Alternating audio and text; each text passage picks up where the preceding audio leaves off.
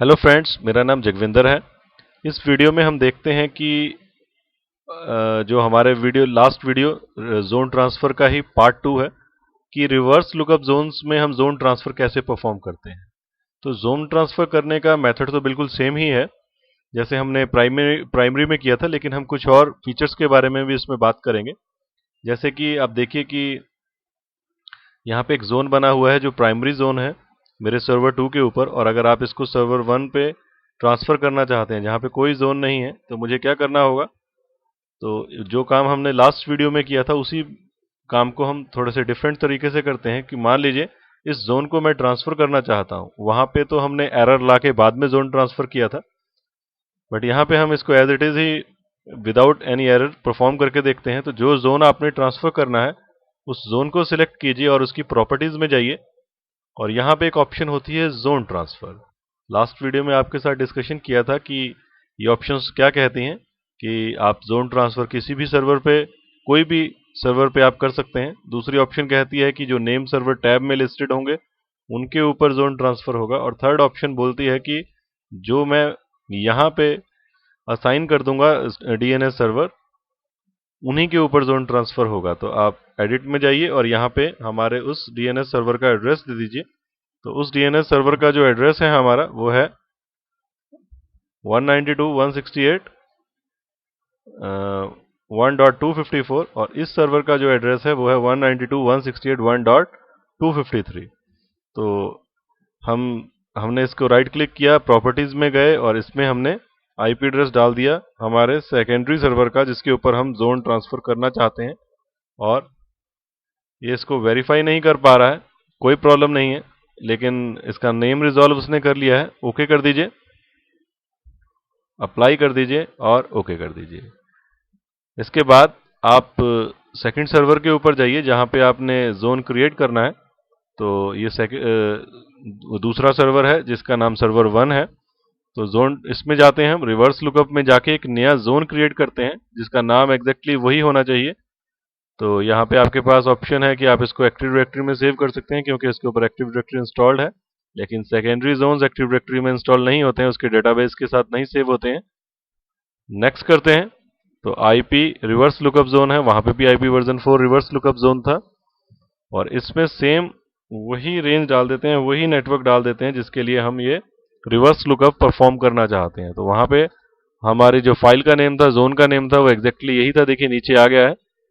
Next press करते हैं और मास्टर सर्वर जहां से आप इसको कॉपी करना चाहते हैं उसका एड्रेस डाल देते हैं। तो उसका एड्रेस है 192.168.1.253, और एंटर प्रेस करते हैं। देखिए ये वेरीफाई हो गया, और इसको हम नेक्स्ट प्रेस करते हैं।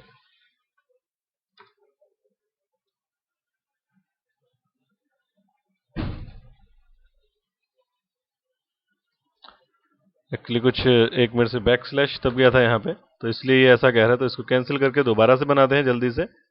Next, secondary zone, next, next, और हमारा वही नेटवर्क का नाम, जो जोन का नाम था 192.168.1. आगे कुछ नहीं क्योंकि ग्रे आउट है, पूरे नेटवर्क के लिए है। नेक्स्ट प्रेस करते हैं और मास्टर सर्वर का एड्रेस डालते हैं जो कि है इस केस में। एंटर प्रेस कर देते हैं, नेक्स्ट प्रेस करते हैं और फिनिश प्रेस करते हैं। तो देखिए आपको इस बार कोई भी डिले नहीं हुआ है और जोन डायरेक्टली ट्रांसफर हो गया है हमारे फर्स्ट सर्वर से सेकंड सर्वर के ऊपर, यानी कि इस केस में सेकंड सर्वर 2 से सर्वर 1 के केस में। तो अगर आप अब देखिए ये जोन ट्रांसफर बैकग्राउंड में कैसे होता है। अगर आप इसकी प्रॉपर्टीज को चेक करें और यहाँ पे स्टार्ट ऑफ अथॉरिटी होता है, तो जो भी देखिए हमारा सीरियल नंबर है, एग्जैक्टली वही सीरियल नंबर यहाँ पे आया है, वही सारी इंफॉर्मेशन है। ये बाय डिफॉल्ट 15 मिनट्स के बाद ऑटोमेटिकली बैकग्राउंड में सर्वर से रिक्वेस्ट करता है जोन ट्रांसफर के लिए, जो आपको रिफ्रेश इंटरवल, अगर कोई रिस्पॉन्सिबल पर्सन है उसका इंफॉर्मेशन यहाँ आ रहा है, आप चेंज करना चाहते हैं ब्राउज करवा के चेंज कर सकते हैं। इसके अलावा यहाँ पे रिफ्रेश इंटरवल है, देखिए 15 मिनट्स, तो ये हमेशा हर बार 15 मिनट्स के बाद इस प्राइमरी सर्वर से कांटेक्ट करेगा। रीट्राई इंटरवल, अगर वो 15 मिनट्स के बाद कांटेक्ट करता है और उसके साथ उसका कांटेक्ट नहीं हो पाता है तो वो दोबारा से रीट्राई करेगा आफ्टर 10 मिनट्स आप इसको चेंज कर सकते हैं प्राइमरी सर्वर के ऊपर।